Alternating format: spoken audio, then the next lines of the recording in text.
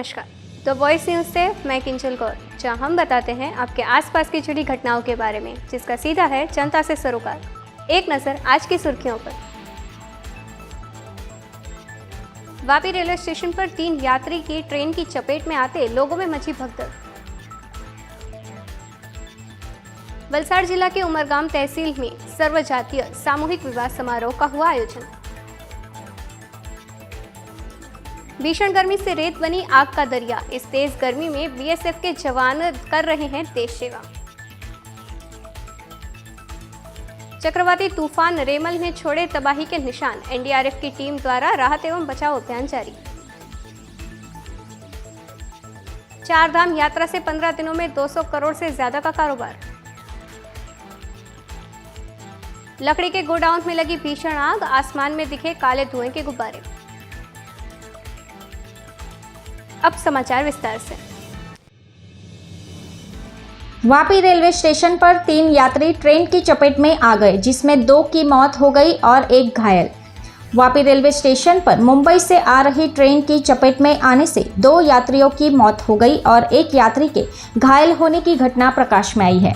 Railway police ने घटना के बारे में जानकारी देते हुए बताया कि मुंबई की ओर जाने वाली झांसी बांद्रा ट्रेन दोपहर 2 बजे वापी पहुंची और प्लेटफॉर्म नंबर 2 पर रुकी।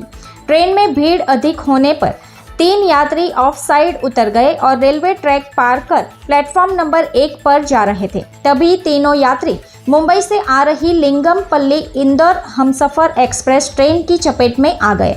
इस घटना में 3 यात्रियों में से 1 महिला और 1 पुरुष की मौके पर ही मौत हो गई। वहीं एक महिला के पैर में चोट लगने पर उसे इलाज के लिए अस्पताल ले जाया गया। रेलवे पुलिस और स्टेशन पर खड़े यात्री तुरंत तीनों यात्रियों को बचाने के लिए दौड़ पड़े। 2 लोगों की भीषण मौत के बाद रेलवे स्टेशन पर यात्रियों के बीच हंगामा मच गया और कुछ देर के लिए रेलवे सेवाएं रोकनी पड़ी। आपको बता दें कि इस घटना में मृतकों में 16 साल की एक लड़की थी, जो अपने परिवार के साथ झांसी से वापी रेलवे स्टेशन पर उतरी। परिवार दमन में रहता है और वापी रेलवे स्टेशन पर उतरकर दमन जाने वाला था। जबकि दूसरे मृतक और घायल महिला के परिवार के सदस्य कौन है, इस बारे में पता लगाने के लिए रेलवे पुलिस ने आगे की जांच शुरू कर दी है। Bureau report, the voice news. Umargaon के धोड़ीपाड़ा में सर्वजातीय सामूहिक विवाह समारोह का हुआ आयोजन। वलसाड़ जिले के उमरगांव तालुका के धोड़ीपाड़ा में सर्वजातीय सामूहिक विवाह समारोह आयोजित किया गया। उमरगांव के विधायक और राज्य के पूर्व वन एवं आदिवासी मंत्री रमन भाई पाटकर के नेतृत्व में हुए इस सामूहिक विवाह समारोह में 70 नवविवाहितों ने फेरे लिए। गौरतलब है कि धोड़ीपाड़ा सांस्कृतिक मंडल की ओर से हर साल इस सामूहिक विवाह समारोह का आयोजन किया जाता है। आज इस 8वें सामूहिक विवाह समारोह में क्षेत्र के गरीब आदिवासी और जरूरतमंद परिवारों के बेटे बेटियों का विवाह कराया गया। गौरतलब है कि आधुनिक समय में दिखावे के लिए शादियों में लाखों रुपए खर्च किए जाते हैं। जब गरीब परिवारों को शादियां आयोजित करने के लिए ब्याज से पैसे उधार लेने पड़ते हैं और कर्ज में डूबना पड़ता है। ऐसे में दानदाताओं की मदद से आयोजित होने वाले ऐसे सामूहिक विवाह गरीब परिवारों के लिए वरदान रूप साबित होते हैं। धोड़ीपाड़ा के सामूहिक विवाह समारोह में इस क्षेत्र के उद्योगपतियों और व्यवसायियों ने दिल खोलकर दान दिया और विवाह समारोह में शामिल होकर नव दंपतियों को आशीर्वाद भी दिया। साथ ही इस सामूहिक विवाह में नव दंपतियों को सरकार के कुंवरबाई मामेरू और अन्य योजनाओं से भी लाभान्वित किया गया।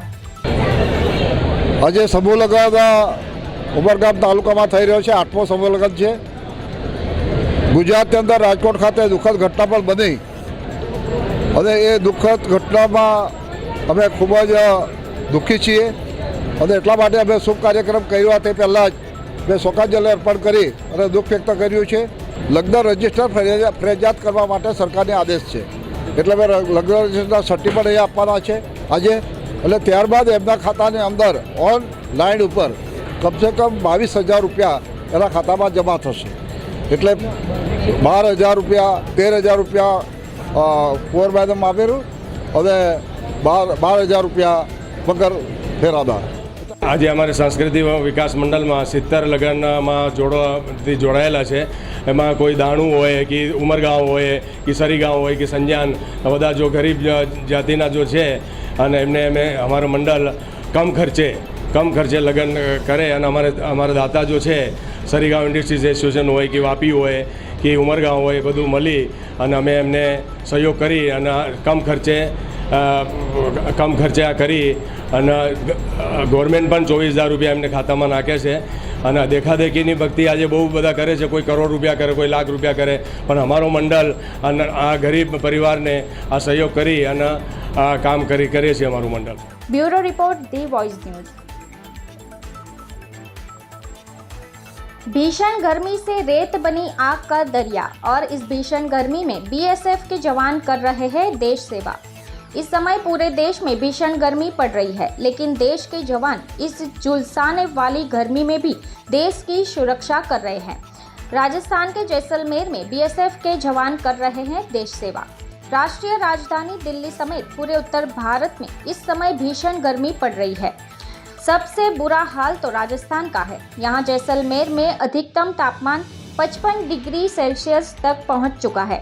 खासकर भारत पाकिस्तान बॉर्डर के आसपास वाले इलाके में भीषण गर्मी पड़ रही है।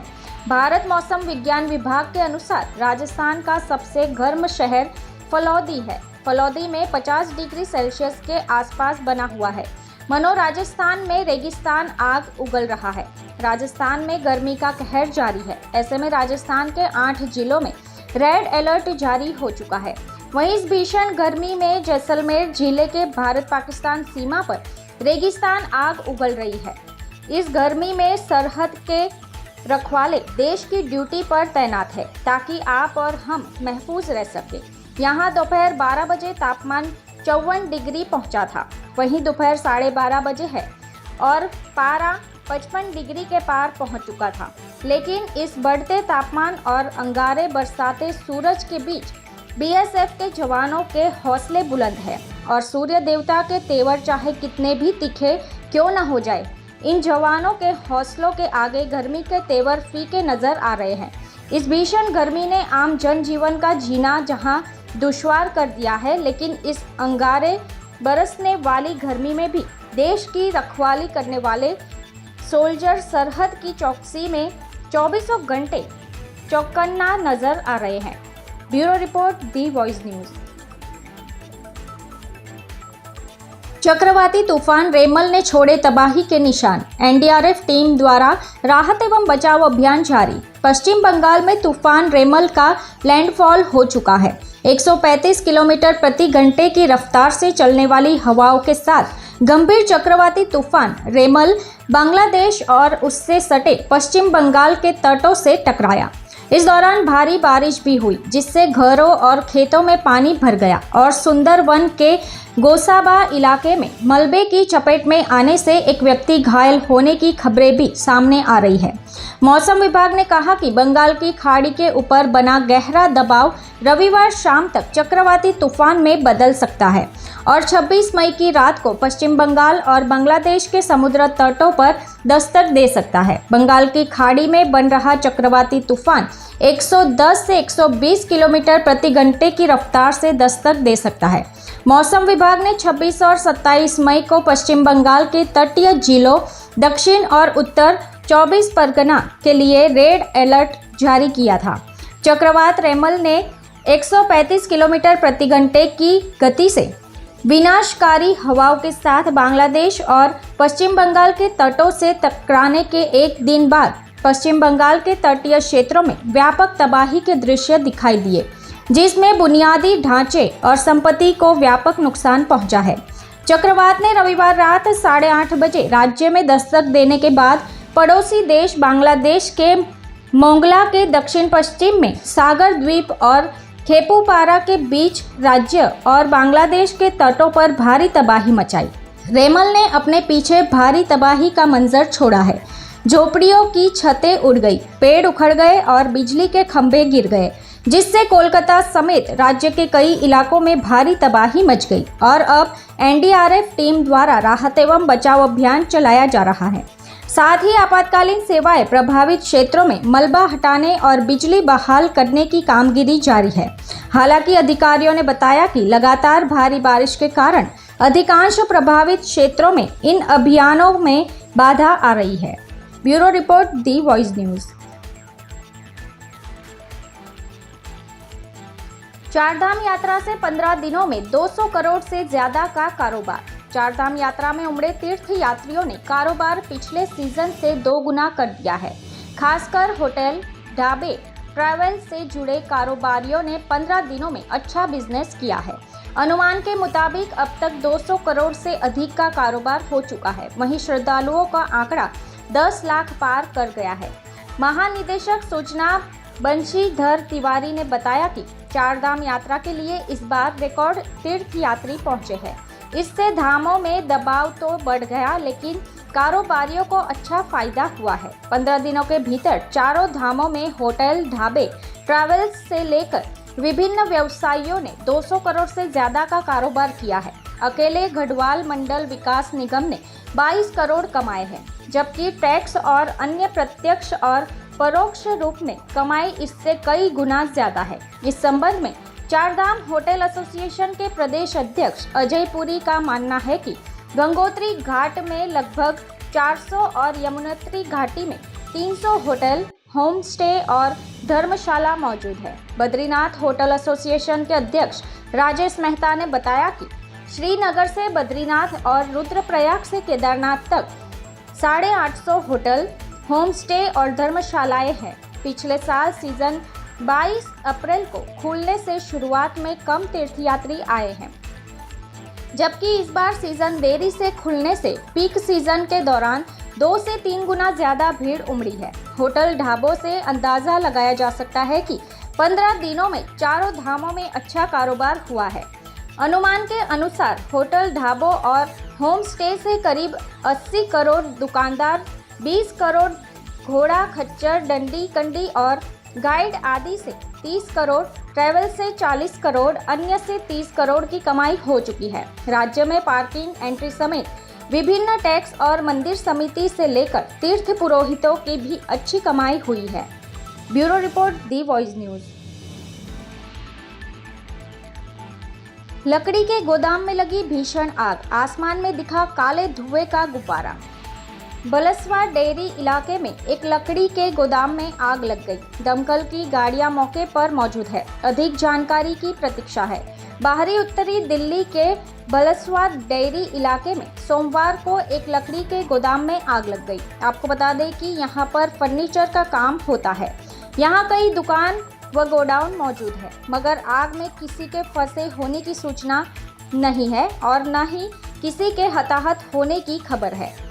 Bureau report, the voice news. तो ये थे आज के समाचार। अपने आसपास की घटनाओं की माहिती आप हमारे व्हाट्सएप नंबर 9898889116 पर भेज सकते हैं। अपनी आसपास की खबरों को देखने के लिए बने रहिए द वॉइस न्यूज़ के साथ। खबरों में बने रहने के लिए तो वॉइस न्यूज़ को सब्सक्राइब करें और बेल आइकन दबाएं।